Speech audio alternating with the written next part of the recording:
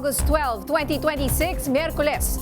Kung gaano kalakas ang ulan sa labas, gano'n naman kainit ang debate sa Senate Impeachment Court. Mamaya kumuha tayo ng update tungkol dyan. Kasama niyo pa rin kami sa mga kwento ng bayan at lakas ng masa. Ako si Nina Corpus. Bawat komento o pulso ng bayan, importante yan sa amin. Bawat issue, dadaanan natin yan. Kaagapay nyo kami sa mga usaping hindi dapat palampasin. Live tayo sa DZMM Radyo Patrol sa 630 at lahat ng FMR station sa buong Pilipinas. Gayon din sa Signal TV Channel 31. Ako si Jack Batallones. Ito ang Arangkada Balita. During redirect, Your Honor. Not all questions can be answered by yes I am or on no. cross, Your Honor, please.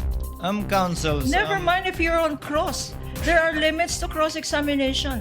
Defense at Prosecution Councils, mainit na nagkasagutan sa ika-15 araw ng impeachment trial ni Vice President Sara Duterte. Problema sa basura, kritikal ayon mismo kay Pangulong Ferdinand Marcos Jr.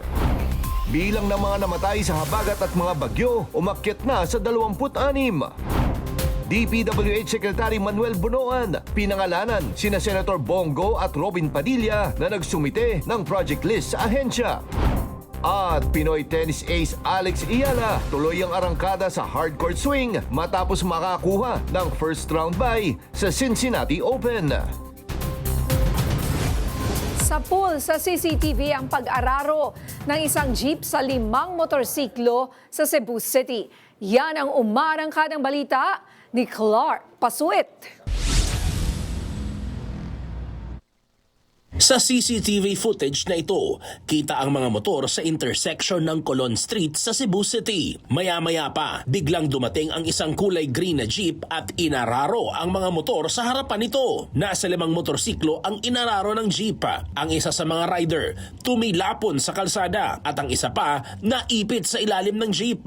Buti na lang at huminto ang jeep kaya't hindi ito tuluyang nasagasaan. Sa inisyal na investigasyon ng mga otoridad, sinasabing nawalan ng preno ang jeep kaya't sumalpok ito sa mga motorsiklo. Agad na isinugod sa ospital ang mga nasaktan habang agad namang nakipag-areglo ang driver ng jeep sa mga biktima. Mula sa Cebu, Clark Pasuit ng PRTV News, nagseserbisyo para sa Pilipino. Nagrambol ang ilang kabataan sa isang pista sa Island Garden City of Samal. Yan ang umarangkadang balita ni Noreen Igonia. Sa video, makikitang pinagtulungan ng grupo ng mga kalalakihang kabataan ang lalaking ito na nakaitim na t-shirt hanggang sa matumba ito. Maya-maya, isang lalaking nakaasul na damit ang tumakbo galing sa likuran at gumanti ng suntok. Nakipagbuno ito sa ilang kalalakihan hanggang sa awatin ng 2 pulis. Ang video ay kuha ng isang netizen matapos ang kanilang pagdiriwang sa Pangapog Festival madaling araw nitong Agosto 10 sa isang kainan sa Freedom Park, Barangay Peña Plata, Island Garden City of Samal. Ayon sa investigasyon ng mga otoridad, nagpang-abot ang 2 grupo ng mga kabataan sa lugar. Ngunit nagkaroon ng pagtatalo ang ilan sa mga miyembro sa grupo dahilan ng kaguluhan. Napag-alaman din na ilan sa kanila ay menor de edad at meron ding mga nakainom nung nangyari ang insidente. Nakarating ang pangyayaring ito kay Samal Island Mayor Lemuel Reyes. Ipinatawag ang mga kabataan kasama ang kanilang mga magulang. Animoy maaamong tupa ang mga kabataang sangkot ng kaguluhan ng pagsabihan ng alkalde. Sa halip na ikulong, pinag-community service niya ang mga kabataan dahil sa ginawa nilang kaguluhan. Pinaalalahanan sila ng alkalde na sa susunod na gagawin nila ito, tiyak papatawan sila ng mabigat na parusa. Mula dito sa Davao, Noreen Igonia ng PRTV News, nagseserbisyo para sa Pilipino. Dead on the spot ang 17 anyos na lalaki matapos pumailalim sa isang truck. Ang minamaneho niyang motor sa San Julian, Eastern Samar. Yan ang umaarangkadang balita ni Jay Barion. Bumibiyahe sa magkaibang direksyon ang motorsiklo at truck sa San Julian sa Eastern Samar kahapon ng umaga. Pero pagdating sa may kurbadang bahagi ng kalsada, dahil sa bilis ng takbo ng motor, nawalan ito ng kontrol, nag-overshoot hanggang sa napunta ito sa kabilang linya. Nagkataon namang paparating ang kasalubong na truck. Dito, pumailalim ang motor at nagulungan pa ang biktima. Nga kontrol, kasi siguro nagkrasiya. Naisirong naman yung adtohan ko ang kaluyong na yung kaluyong alin. Tuman naman nga truck na agi, naisirong yung adto. Sa kabila ng malagim na pangyayari, nag-arigluhan na lang ang pamilya ng biktima at ang driver ng truck. So far, nag-agreed man ang kaganak, han bata, nga other party kung na nag-settle hira. Asang yaring kamanan na settlement. Nakaburol na ang labi ng biktima sa isang punerarya sa Borongan City. Ako, si Jay Barion ng PRTV News, nagseserbisyo para sa Pilipino. Samantala, umakyat na sa 26 ang namatay sa habagat, Bagyong Luis at Bagyong Maymay ayon sa Philippine National Police. 25 rito ay sibilyan at isa ang pulis. Ayon sa pulisya, nakatutok sila ngayon sa post-disaster recovery. Pero sa datos naman ng Office of Civil Defense, bineberipika pa ang 21 nasawi. Pinakamarami rito ang naitala sa Benguet, 14 naman ang sugatan. Sa kabuuan, aabot sa mahigit 3 milyong tao ang apektado ng sama ng panahon sa Ilocos, Cagayan Valley, Central Luzon, Bicol, Western Visayas, Zamboanga Peninsula, Calabarzon, Car, Metro Manila at Mimaropa. Nasira ang ilang bahagi ng protective dike at slope protection sa Cabangan at San Felipe, Zambales dahil sa bahang dulot ng habagat. Yan ang umaarangkadang balita ni Rod Izon. Malaking bahagi ng dike sa bayan ng Cabangan at San Felipe sa Zambales ang nasira ng malakas na agos ng baha na bumaba mula sa Mount Pinatubo. Ito ang lumalabas sa ocular inspection ni Zambales 2nd District Representative Doris Nanay Bing Manikis at DPWH team sa panguna ni District Engineer Dennis Nasin. Nasira ang Kadmang Bukali Reserva sa Barangay Kadmang, maging ang protection dike sa Barangay Manoabayo na bahagi pa rin ng Cabangan River. Nawasak din ang slope protection ng Barangay Santo Niño na binigyan ng temporary solution sa pamamagitan ng sandbagging emergency operation. Pag wala naman ng ulan, tuyo naman talaga. Pero yung main tributary, ang dami niyang dinadaanan na anong tawag dyan, yung maliliit na ilog na yun talaga nagkakos lahat yun.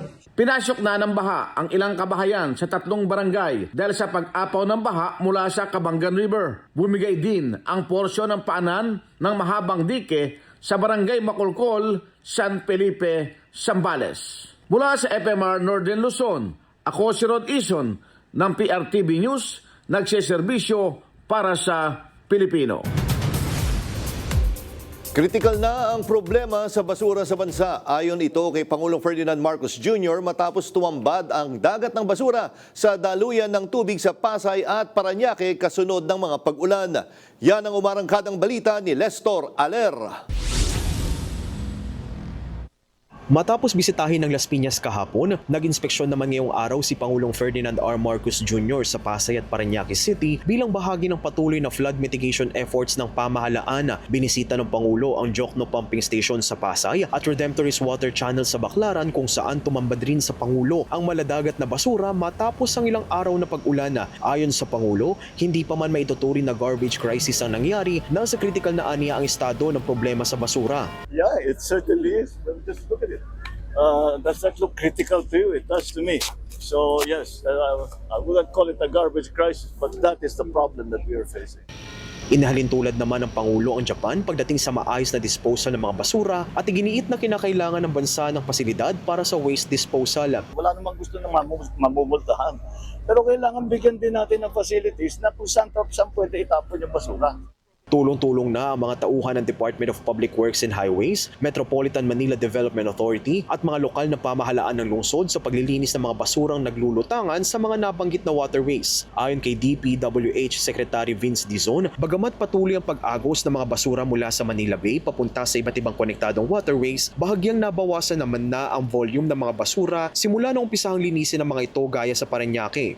So tuloy-tuloy lang din tayo. Ang problema lang, syempre habang ginilinis natin, tuloy-tuloy pa rin yung pagdating. Pero kaya hindi muna tayo magtatanggal ng mga equipment doon tsaka ng mga tao kasi yun nga, pagka isang araw lang, minsan mapupuno na naman. So kailangan tuloy-tuloy lang yung pagtatanggal ng basura. Kaugnay nito, isinusulong din ni Pangulong Marcos Jr. ang Waste to Energy program na naglalayong i-convert ang basura para magamit na kuryente. We are starting to move forward at mag-auction na raw doon sa kung saan kasi bibilhin ng Department of Energy yung power na manggagaling doon sa waste to energy. Kaya yun ang ninenegotiate nila ngayon. Dagdag pa ng Pangulo na naghahanap na rin ng magiging lokasyon ng itatayong waste-to-energy plant habang kinukonsidera ang bayarin ng mga LGU sa paghahakot ng mga basura papuntang planta. Patuloy ang sinasagawang estratehiya ng pamahalaan pagdating sa upland kontrabaha, gaya ng dredging, desilting, declogging at pati na rin ang pag-improve ng ilang mga daluyan ng tubig sa bansa upang mabawasan ang epekto ng pagbaha hindi lamang sa Metro Manila, pati na rin sa ibang parte ng Pilipinas. Ako si Lester Aler ng PRTV News, nagseserbisyo para sa Pilipino. Isinusulong ng MMDA ang pagpapatupad ng 5,000 pisong multa para sa mga mahuhuling magtatapon ng basura sa hindi tamang tapunan. Ayon sa MMDA, patuloy silang nagsasagawa ng cleanup operation sa kahabaan ng Redemptorist Water Channel sa Parañaque, kung saan maraming basura ang naipon sa daluyan ng tubig. Pinabubuti naman ng lungsod ng Maynila ang kanilang drainage system sa pangunguna ni Manila Mayor Isko Moreno. Sa ibang balita, ibinunyag ni dating DPWH Secretary Manuel Bonoan sa Sandigan Bayan 3rd Division na nagbigay si dating DPWH Undersecretary Roberto Bernardo ng listahan ng infrastructure projects para kina Senador Bongo at Senator Robin Padilla para sa 2025. Sinabi ito ni Bonoan sa Sandigan Bayan kaugnay sa malversation case ni dating Senator Bong Revilla. Pero nininaw naman ni Bonoan na lahat ng senador ay binigyan umano ng alokasyon para sa tinatawag na Leadership Fund at ang pagsusumite ng project list. Pero hindi nanguhulugang sangkot sa anumang anomalya si Go at Padilla. Nilinaw naman ni Senator Mig Susubiri na hindi niya hinawakan ang anumang project list at bagkus ay pinadaan sa Senate Finance Committee. Natapos na ang Day 15 ng impeachment ni Vice President Sara Duterte. Alamin natin ang latest mula kay Angela Babad live. Angela, ano ba ang highlights ng impeachment ngayon? Ninya, nasaksihan nga natin ang mainit na sagutan ng dalawang kampo sa harapan ng Senate Impeachment Court. Doon nga sa cross-examination kinwestiyon ni Defense Counsel Attorney Christine Ferrer ang kahulugan ng surveillance work sa Joint Circular 2015 at kung kailangan bang may mahuli muna bago maibigay ang payment of reward. Proof of success. Your Honor, please. Let the witness answer, Your Honor, please. Mr. Presiding Officer, can the counsel be instructed not to stop the witness at mid-sentence, Your Honor? Never mind if you're on cross. There are limits to cross-examination. Misleading questions are not allowed. They are allowed. Counsels, please, counsels, let's not allow the generational or seeming generational divide increase the tension in the courtroom. Let's keep it a notch lower. Your Honor, please, I am preventing myself from giving her a spanking, Your Honor. Dito na nga pumagitna si Presiding Officer Cheese Escudero at nilinaw na magkaiba ang payment of reward sa purchase of information. Ang payment for reward, yun ang hinahanapan mo ng success. Opo, tama po. Yung payment of information, hindi mo hinahanapan ng success yun. Hindi po. Tama po ba? Opo, tama po. Kinwestiyon naman ni Kapunan ang pagpapakita ng National Internal Revenue Code sa paglilitis gayong walang kinalaman ang usapin ng gross income sa confidential funds. Muli ring iginiit ni Del Campo na para sa pagbili ng supplies, pagkain at mga gamot ay walang ibang tinatanggap ang ahensya bilang patunay sa pagbili dito kundi ang mga official receipts at sales invoice. Bagay na hindi isinumite ng OVP at DepEd. Pasado 2:00 ng hapon nang matapos ang cross-examination ng depensa. At sa redirect, tinanong ni Kapunan kung kasama ba sa confidential funds ang pasweldo sa Vice Presidential Security Group. Under the joint circular po, yung confidential fund should only be used dun sa allowable expenses under an item 4.8 of the joint circular po. And your professional judgment. Kasama ba sa mandato ng isang vice president ang confidential operations? Kung base po dun sa nakalagay sa mandato nila, hindi po. Matapos dumaan sa recross ng depensa, dumiretso naman sa pagtatanong ang ilang senator judges, kabilang na si Senator Judge Erwin Tulfo. Okay, naibalik ang pondo.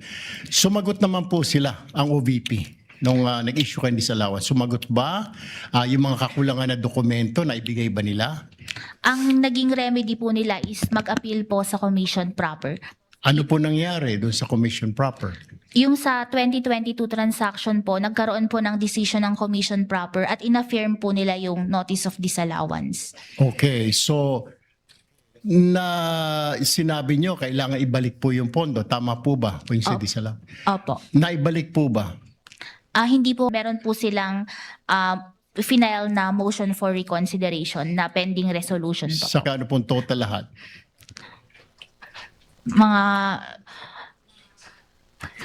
Hindi ko na, mga 4 million, 400 plus. 450. Opo. Okay. Ninya, bago nga matapos ang paglilitis ay iginiit ng depensa ang pagtutol sa isa sa mga social media posts ng private prosecutor na si Attorney Amando Vergil Ligutan. Bagay na nag-udyok sa presiding officer na maglabas ng ruling o ng warning pagdating ng Lunes. Bukod dito, nakatakda namang humarap sa Senate Impeachment Court si HOR Chief of Legislative Archives Marivic Pareja, ex-OVP SDO Gina Acosta at ex-DepEd SDO Edward Fajarda sa susunod na linggo. Ninya?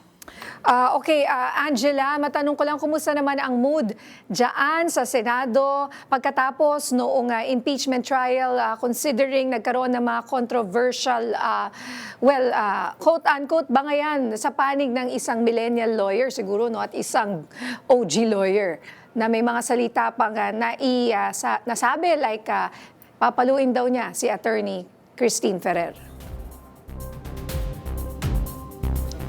Ninya, kanina bago magkaroon ng recess para sa lunch nga ang parehong prosecution at depensa pati ang Senate Impeachment Court ay ating binantayan kung ano yung magiging demeanor ng dalawang kampo. No? Agad na umalis at lumabas doon sa korte si Attorney Christine Ferrer at naiwan doon si Attorney Lorna Capunan. Si Attorney Lorna Capunan na nakita natin na nakikipag-interact pa rin naman siya sa Defense Counsel even with lead counsel Attorney Sheila Sison at yung iba pang mga parte ng Defense Counsel ay nakikisalamuha pa rin ang prosecution until kaninang lunch. Pero kanina yung pagkatapos mismo ng paglilitis ay medyo mataas nga yung tensyon dahil nga medyo hindi okay yung naging pagsasalita din or yung mga naging post nga ni Attorney Ligutan as per Attorney Sheila Sison. At nakita natin na hindi nag-usap yung dalawang kampo bago lumabas ng Senate Impeachment Court. Ninya? Oo, at also, Angela, pwede ba malaman sino yung mga absent na senador dyan ngayon? Nakabalik ba si Senator Loren Legarda? Nandyan ba si Senator Alan Peter Cayetano? Ninya, wala nga ngayong araw si Senator Loren Legarda, pati na rin si Senator Alan Peter Cayetano. Si Senator Loren Legarda ay nag-forward na yung kanyang opisina ng extension nga doon sa kanyang medical leave mula pa last week. Si Senator Alan Peter Cayetano, wala tayong formal na information patungkol sa kanyang absence. Pero kahapon, sinabi ni Attorney Reggie Tonggol na hindi naman nanganguluhugan na pag wala dito yung Senator Judge ay hindi na sila nagmo-monitor ng paglilitis dahil may iba't iba silang means kung paano gagawin ito. Ninya? Alright, maraming salamat, Angela Babad. Tambalang Lenny Rafi nakakuha ng pinakamataas na suporta sa hypothetical 2028 election survey ng Okta. Marami pang maiinit na balita sa pagbabalik ng Arangkada Balita.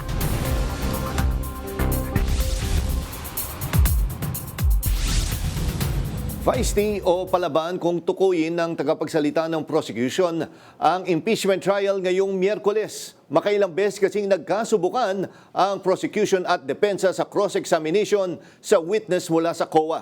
At live mula sa Senado, may umarangkadang balita si Mari Ocampo. Mari.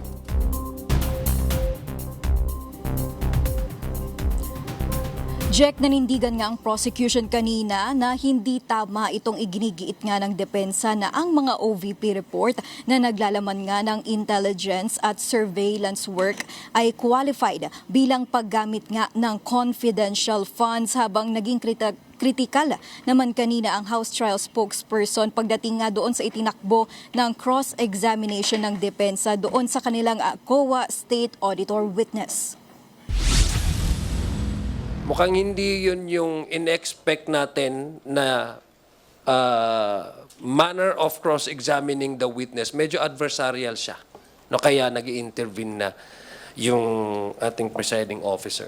Ito na lamang ang nasabi ni House Trial spokesperson at Lanao del Sur Congressman Zia Alonto Adjong nang kumustahin tungkol sa nangyaring cross-examination ng defense kay COA State Auditor Sailin del Campo ngayong Miyerkules. Nakailang beses na kasing pumagitna si Presiding Officer Cheese Escudero para i-rephrase sa mga tanong ni Defense Counsel Attorney Christine Ferrer matapos makakuha ng sunod-sunod na objections mula kay Prosecution Counsel Attorney Lorna Kapunan. Naging critical din sina Adjong at House Prosecutor at Bukidnon 2nd District Congressman Keith Flores sa pagkakasama ng expenses ng OVP, kagaya ng tree planting, mga Christmas party at iba pang community-related events sa confidential funds. May confidential funds man o wala, ginagawa pa rin ang mga aktibidad na ito ng bise. Ang mga ganitong bagay para sa kanila ang nagpapahina sa argumento ng defense na kailangan ang mga confidential funds para sa seguridad ni VP Sara. Example lang kanina sinabi, no? Road safety going to that particular activity. That is given to a lot of, kahit regional director may road safety minsan, di ba? Senador meron. But they don't have confidential funds. Kinwestiyon ni Adjong ang paggasta ng confidential funds ng OVP para sa mga aktibidad na kaya namang gawin ng isang regular government security operations. Sapat naman kasi ang personnel at resources ng mga ito para sa isang regular police work. Kaya nga gustong makita ng COA ano yung mga nagawa ninyo na outside of the regular police work. Hindi rin sang-ayon ang dalawa sa argumento ng depensa na dapat confidential ang mga pangalan ng mga providers o yung mga botika o caterer na na-source out ng OVP at DepEd sa kanilang confidential activities. It's the office that buys the supply and gives it to that person who gave the information. So paano mo re-reveal yung identity ng confidential informant, di ba? So there's no need na idaan mo pa sa AR lang. Naging madiin din sila sa mandato na ibinigay sa COA. For God's sake, what you have used there to buy these supplies are public funds. And the only agency that is constitutionally mandated to audit any transaction, government expenses, na using taxpayers' money is COA. Jack, kanina nga tinawag o itinaas ni Lead Defense Counsel Attorney Sheila Sison itong isang post sa social media ni Prosecution Counsel Attorney Amando Ligutan tungkol nga doon sa misleading question exchange ni na Attorney Ferrer at Attorney Kapunan kanina sa punong balitaan nga matapos ang trial. Sinabi ni House Prosecutor at Bicol Saro Congressman Terry Ridon na sa kanyang palagay hindi babagsak sa sub judice rule ang naging post ni Ligutan na may paalalang hindi pinapayagan ang misleading questions sa isang trial. Kung naiyak ko yung depensa, kawawa naman sila. Hindi ho, but it is not within the sub-judice rule. So, I think it is out of place. Dapat itabi ng pong presiding officer ito pong pag-iyak ng depensa dito po sa bagay po na ito. Giit pa nga niya, wag sanang i-gaslight ang mga Pinoy sa kung anong sinabi dahil malinaw aniya sa transcript ang sinabi ni Attorney Ferrer sa mga panahon na iyon. Para kay Ridon, mas dapat pag-usapan ang mga naging komento ni VP Sara sa labas ng trial. Kagaya na nga yung aligasyon niyang gawa-gawa lamang ang mga ebidensya laban sa kanya. Para kay Ridon, kine-question na nito ang kredibilidad ng korte. Sa kabila nito, rerespetuhin nila ang magiging desisyon ng Senate Impeachment Court at kung ano ang mga katanggap-tanggap na mga salita para sa dalawang partido. Pero giit niya, importanteng malaman ng mga Pilipino ang itinatakbo ng paglilitis. Jack? Yes, Mari, ganito, no? Na-interview ba si Attorney Ligutan tungkol dun sa sinasabi niyang post? Na-monitor mo ba kung sakaling nagbigay na siya ng pahayag tungkol dito? Jack, kanina matapos nga yung trial, merong ambush saglit itong si Attorney Ligutan at ayon nga raw sa kanya, wala namang malis ay yung kanyang pag-post na iyon. Ay, yun lamang ang kanyang nasabi kanina, no? Maikli lamang at mukhang sa Lunes pa natin maririnig talaga yung buong panig ni Attorney Ligutan. Jack? Oo, baka pag pinahaba pa niya, sagot niya, baka lalo siya mapapagalitan sa Lunes. Again, maraming salamat, Mari Ocampo.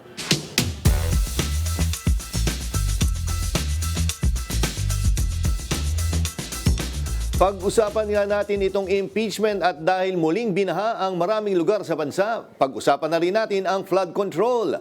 Makausap natin si Dean Ederson Tapia ng University of Makati. Magandang gabi po, Dean Tapia, at welcome back ulit sa Arangkada Balita. Magandang gabi, Jack, tsaka sa mga tagapakinig natin. Okay, quick recap lang ho. Ano ang assessment nyo dito sa day 15? Or basically siguro yung mula Monday. Ano ho ang assessment nyo sa naging impeachment trial po, sa takbo nito?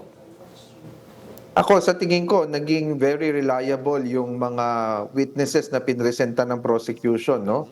Alam nila yung kanilang trabaho, alam nila yung kanilang ginagawa, and very clear yung kanilang paninindigan tungkol doon sa mga kakulangan na nakita nila doon sa Office of the Vice President. Siyempre, admittedly, under pressure yung mga yan, makikita natin na may mga periods na nalilito sila, pinapaulit yung katanungan, but that just goes to show that they're very natural about their responses, no? So pinakinggan natin yan for the whole week, at particularly itong last witness natin na yung auditor ng COA, si Auditor Sailin, was very firm in her explanations, bagamat pinipilit siyang luminya sa isang klase ng conclusion ng depensa, at maging nung yung mga ibang senator judges, hindi natinag yung witness. And I think she came out as a very credible and reliable witness. Ganon din naman yung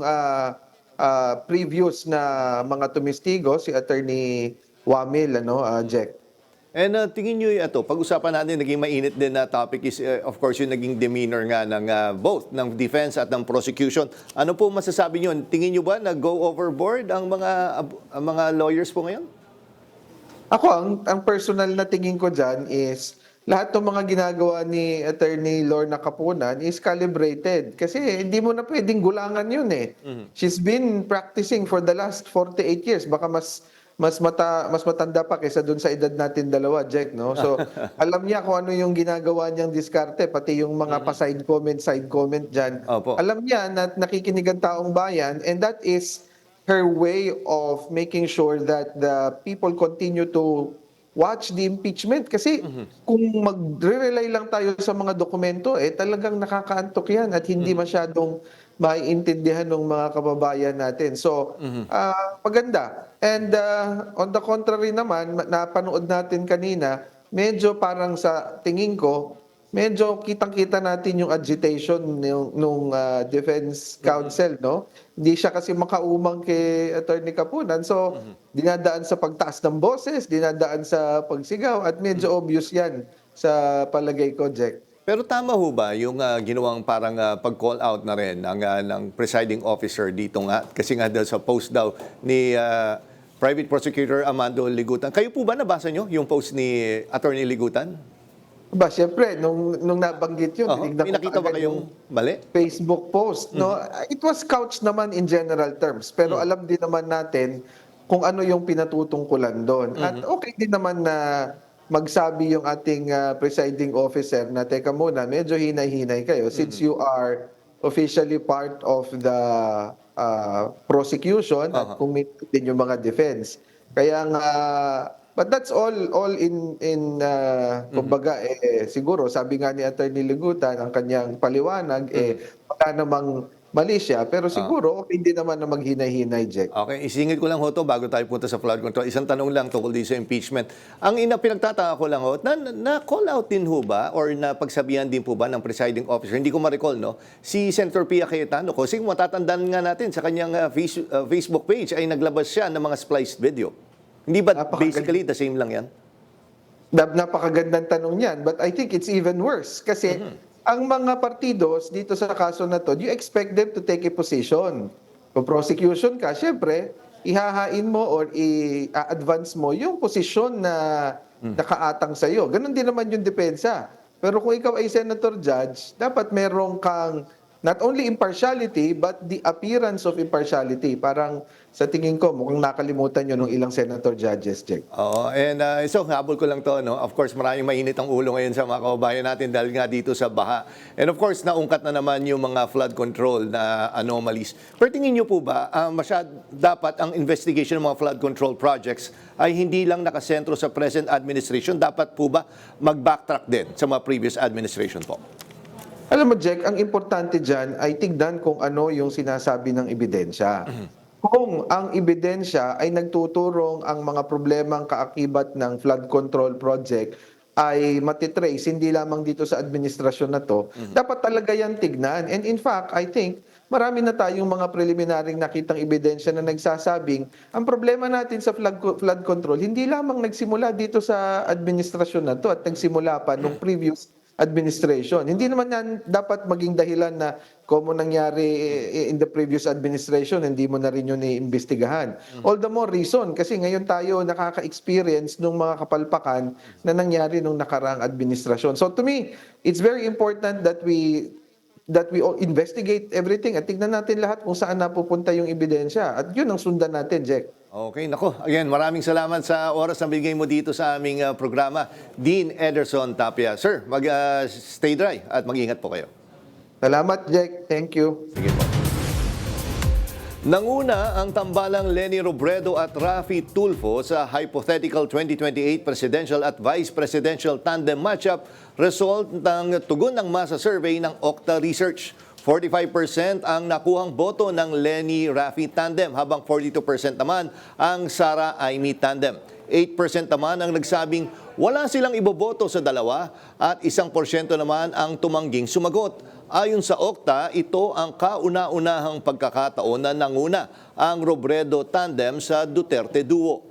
Pinakamataas ang suporta ng Robredo-Tulfo tandem sa Balance Luzon at NCR sa 61% at 56%, habang 90% naman ang sumuporta sa Mindanao sa Duterte-Marcos tandem.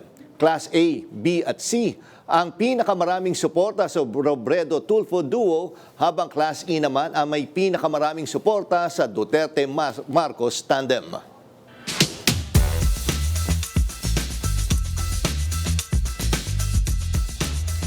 Pag-usapan natin ang katatapos lang na ika-15 araw ng impeachment trial kasamang lead prosecutor at Batangas Representative Jervil Luistro. Magandang gabi, Ma'am Congresswoman Luistro. Welcome back sa Arangkada Balita. Good evening, Nina. Good evening sa lahat ng viewers and followers. Salamat sa pag-imbita dito sa programang Arangkada Balita. Yes, ma'am, unahin po natin itong ND or Notice of Disallowance. Para po sa kaalaman ng nakararami, ano po bang ibig sabihin ng simpleng salitang Notice of Disallowance ng COA? At anong ibig sabihin nito kapag naisyuhan ng isang pampublikong opisyal, gaya ng Vice Presidente? Okay, so without particular reference dito sa nangyaring trial, no? As a general rule, kapag may notice of disallowance, ang ibig sabihin may demand na to restitute the public fund. Opo. Kong, medyo napuputol po tayo. Merong demand ang COA as disbursed. Opo. Kong, medyo nawala na po, napuputol po, medyo choppy po ang inyong signal. I believe you were saying dapat ma-reimburse or something like that. Kailangan maibalik yung pera, Kong? Yes, that is correct. No, kapag may notice of disallowance, ibig sabihin may demand to restitute or sa Tagalog, demand upang ibalik yung public fund kasi nagkaroon na ng findings na mali ang pagkagasta, no? That is Opo. without any reference to the trial. I am stating it as a general statement na applicable to all notices of disallowances. Yes, and with regard to the trial, Congresswoman Jervil, kanina may tinanong kasi si Senator Erwin Tulfo tungkol sa kung magkano yung dapat ibalik ng Office of the Vice President kung saan nasa 450 million daw ang dapat ibalik. Ano po ang masasabi nyo dito? Ibig sabihin ba kapag may ganyang utos para lang po sa ating mga kababayan ay kailangang ibalik agad yung pera? Illegal na ba ito? O meron pang mga remedies na pwede nilang gawin bago nila ibalik ang mga perang ito? Miguel, apparently, no? Maliwanag naman yan sa ating COA rules na merong remedies ang agency or concerned public official. As a matter of fact, they can file an appeal to the commission proper. Tapos, after the appeal, they can file a motion for reconsideration. After the motion for reconsideration, they can file a petition to the Supreme Court. Ito yung binabanggit nating the only ground is grave abuse of discretion, no? So, bagaman meron ng demand to restitute, demand to refund, demand upang maibalik ang public fund, maliwanag na marami pang remedies na natitira ang respondent or public official. At yun nga po, meron pang motion of reconsideration na hanggang ngayon ay hindi pa ata nabibigyan ng decision. Well, I think it is a common knowledge, no, na itong decision ng commission proper, which affirmed the notice of disallowance amounting to 73 million pertinent to the OVP for the last quarter of 2022, ay pending MR pa sa Commission on Audit, no? But nevertheless, we wish to point out, magkaiba po ang proceedings dito sa COA, magkaiba po itong impeachment trial. As a matter of fact, kapag ang pinag-usapan natin impeachment, what we're trying to test is the fitness of the public official to continue holding office or to running to any public office in the future, no? Unlike itong proceeding before the COA, what we are determining here is whether there is violation, so that kung may violation in the use of public fund, there will be demand to restitute or to refund, no? Magkaiba po ito. So, my point is, should not be mixing this up, no? The fact na may mga remedies pa does not necessarily mean na wala pa tayong basis for impeachment. Ay, maganda po na naipaliwanag niyo po yan para po sa ating mga kababayan, Congresswoman Jervil. So, can you explain further po itong mga lumabas na mga pagbili ng mga, tama po ba, lamesa, computer, paggastos sa mga youth campaigns? At may tree planting, may Christmas parties, na confidential expenses daw. Paano po ito kaya ma-defend? Kasi sa isang simpleng mamamayan, obviously, no, ano ba naman? Anong klaseng confidential fund yan? Alam mo, Nina, we were just reminded by the impeachment court kanina, no? Although we wish to seek for enlightenment pa rin, we are reminded about the rules on prohibition on making comment on the merits, no? Although ever since, we've been guided by this rule na wag mag-comment on the merits, no? That's why I could not really discuss in detail what happened in the trial kanina. But I wish to state, no, para sa guidance ng ating mga kababayan, lahat po ng public fund ay may kaukulang regulasyon. Particular sa confidential fund, ang dapat nating sundin na guidelines ay itong Joint Circular 2015-01, no? Pag hindi natin sinunod ang rules and requirements ng Joint Circular 2015-01, dito po magkakaroon ng possibility na mai-declare na irregular or illegal or unnecessary or extravagant yung naging disbursement Opo. na nagiging basis po sa issuance ng mga notices of disallowance. And like what I said, kapag may notice of disallowance, that is equivalent to demand to refund. Ibig sabihin, kailangang ibalik na yung public fund. No? So, without going into the details of what happened kanina, gusto ko pong maipaliwanag sa ating mga kababayan na kapag ang isang public official ay may kaukulang confidential fund, ang paggastos nito ay dapat iniaayon sa regulation ng Joint Circular 2015-01. Ang isa po dyan, allowed ang payment of reward, however, dapat may evidence of success, no? At ito po ay maliwanag sa ating Joint Circular 2015-01. More so, dapat merong mga official receipts or sales invoices, itong purchase of supplies, to make sure na dito talaga napunta itong confidential fund. And I remember, dapat consistent din yung date dun sa confidential fund. If the disbursement period is for 2020, dapat ang liquidation or documents evidencing payment is year 2020 also, not prior or not subsequent. No, there are a lot of requirements pa na naririto sa Joint Circular 2015-01, and one important among those is the responsibility of the Special Disbursing Officer. Ang SDO po, ang accountable officer, in addition to the head of agency, no? At kung maalala nyo po, yung naging hearing sa Committee on Good Government and Public Accountability, na point out po doon na dapat siya mismo yung nagdi-disburse ng public fund. Dapat siya mismo ang nagbibigay ng payment sa recipients ng confidential fund.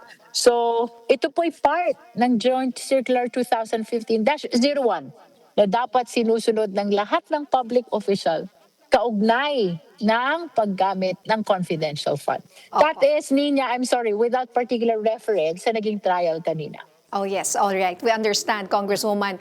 And finally, my last question po, very quickly lang, kasi sa gitna nga ng mga usaping ito, paano po nakakaapekto sa mismong daloy ng trial itong napapansin tinawag kanina na generational divide at paminsan-minsan na pag-iinitan ng mga abogado sa impeachment court? Alam mo, ang aking personal observation talaga, parehas passionate itong dalawang abogada na ito. Si Attorney Kapunan on the part of the prosecution panel at si Attorney Christine Ferrer representing the defense. No? Nakita naman natin in the morning trial, no? Parehas silang engaging. Merong objection yung isa, tapos nag-explain yung kabila, tapos minsan may mga remarks which I am not sure doesn't mean to cause unfairness doon sa kabilang party, no? It's just part of the passionate engagement in the trial, no? Medyo na-observe ko lang that after lunch, no, during the afternoon session or trial, parang biglang naging serious itong defense, and only to find out that later on, they will be calling out one of the counsels for the prosecution in the person of Attorney Virgil Ligutan for a post that he made concerning whether misleading question is allowed or not during cross, no? Pero tiningnan ko na yan, Ninya. Opo. Just this afternoon, after we were adjourned, tiningnan ko yung kanyang post. Wala naman po na nabanggit na pangalan. Wala din pong nabanggit na reference kung saan ba nag-arise itong misleading issue na to, misleading question na issue, di ba? So, I think it was a purely academic post for the guidance of the public, simply saying that misleading questions are not allowed even during cross-examination, no? So, it is in this light na buti at sinabi ng impeachment court that Attorney Virgil Ligutan will be allowed to comment or explain on Monday kasi the manifestation of the defense against the post of Attorney Ligutan is somewhat crosses the rule on decorum already, no? Which I believe is not the case here, no? So sana mapagbigyan ang ating kasamang counsel for the prosecution to explain his side, because ever since kami naman po ay very much conscious about decorum, very much conscious about the prohibition, and that is why we wish to seek for enlightenment as well with regards to sub judice rule na ang hirap din kasi niya, no? Kasi mga public servants kami, the people are expecting from us, and there are questions that really needs to be explained to our constituents, to our beloved countrymen. Remember that this impeachment trial is a constitutional process, no? It is the public interest which is at stake here. And it is incumbent upon us to give satisfaction to the questions of our beloved countrymen, no? So I will discuss it with the team if it is possible to seek for enlightenment, guidance from the impeachment court on the parameters that must be observed on whether or not the comment already constitutes violation to sub judice rule. All right. Okay. I think the comment raw kasi came after Attorney Christine Ferrer said na nung sinabi ata ni Attorney Lorna Capunan na misleading questions are not allowed. And then she said, Attorney Ferrer said, yes, they are allowed. So marami ang nag-react na mga abogado. Yeah. You know what, Nina, no? Even I believe that there was public clamor, public demand to really answer this question. Kasi kahit ako, paglabas ko ng session hall, ang dami agad reporter. Tapos isa lang ang naririnig kong question sa kanilang lahat. Kung, what can you say? Ang sabi ng defense, allowed daw ang misleading questions across. So if the defense is claiming na na-misconstrue or na-misinterpret yung sinabi ni Attorney Christine, I think it's not only the people inside the session hall who misconstrued. I think even the public misconstrued or misinterpreted, no? Yes. What is important, wala namang ill intention si Attorney Ligutan about that post. It was an academic discussion na, hello, law students, misleading question is not allowed even during cross. As a matter of fact, wala siyang binanggit na pangalan, wala siyang binanggit na instance, if indeed ang intention niya is to address that comment against the personality of the author of the statement. No, but that is not the case. That is not the case. Okay, all right. Nako, mahaba-haba pa sana ang usapan. Let's just wait also for Attorney Virgil Ligutan to say something about it. But on Monday, yeah. Maraming salamat, Congresswoman Jervil Luistro. Thank you, Nina, and sorry for the signal, for the weak signal. Samantala, marami pang maiinit na balita sa pagbabalik ng Arangkada Balita.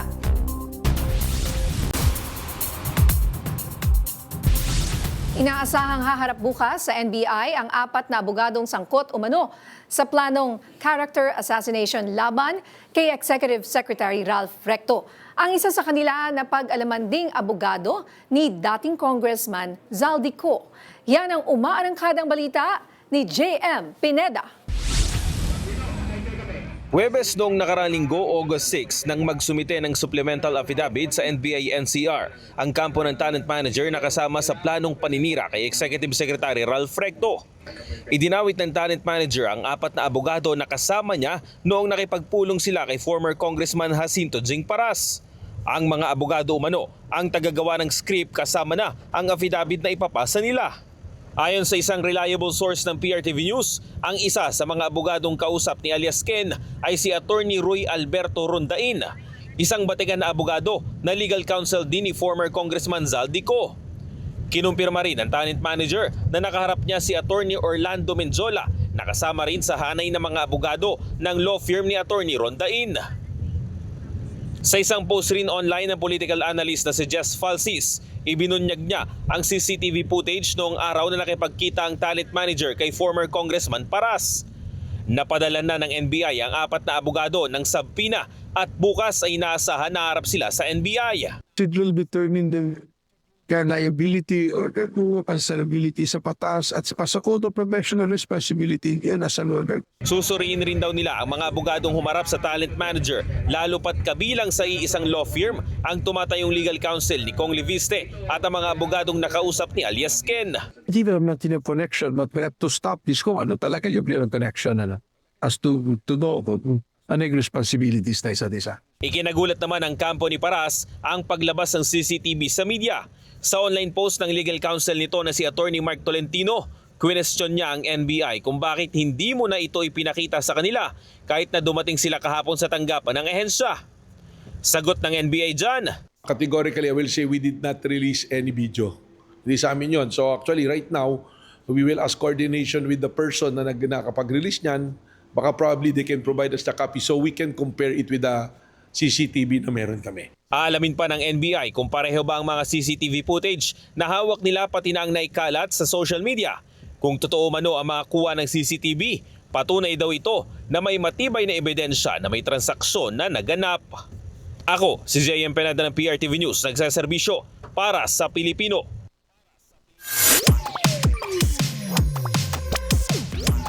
Booked and busy si Pokwang bukod sa magagandang review sa pelikula niya na Two Valid ID sa Cinemalaya. Tagumpay din ang unang pagsabak nito sa kanyang theater play na pinamagatang Tulog Na. Ang latest kay Pokwang sa Joy Hot Exclusives Now Na. Bumuhos ang pagmamahal sa ginanap na gala night para sa kanyang unang sabak sa teatro. Nagkamali ka, take 2, take 3. Cute. Ito hindi, dire-diretso eh. So kailangan yung linya mo, yung iba yung disiplina pa rin talaga. Buti na lang magagaling itong mga kasama ko dito na nasasalo nila kanina. Medyo nasalo mo ako doon. Ang galing mo doon ako.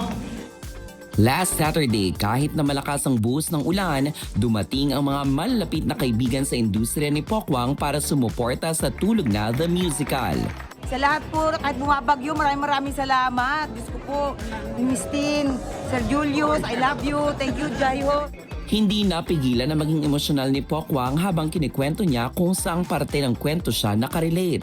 Yung sa karakter ko dito, yung nakaka-relate bilang nanay, no?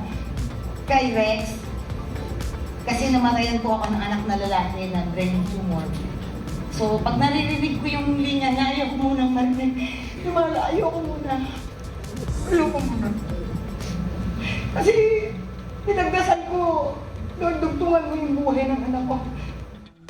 Agad nating kinamusta si Mamang after mismo ng play. Masaya, anak. Saka syempre, bagong kumbaga, pagsubok sa akin bilang artista, kumbaga, ibang experience. At yan na muna ang latest sa mundo ng showbiz. Ako po ang resident karangkada ninyo pagdating sa mga hottest and exclusive ganap sa mga paborito niyong artista. Ang nag-iisang beshi ng bayan para sa Joy Hot Exclusives. Balik sa inyo, Sir Jack and Miss Nina. Maraming salamat, Jaiho. At yan ang mga umarangkadang balita ngayong araw. Ako si Nina Corpus. At ako naman si Jack Batallones. Para hindi mauli sa usapan, kapit lang hanggang sa susunod na Arangkada Balita.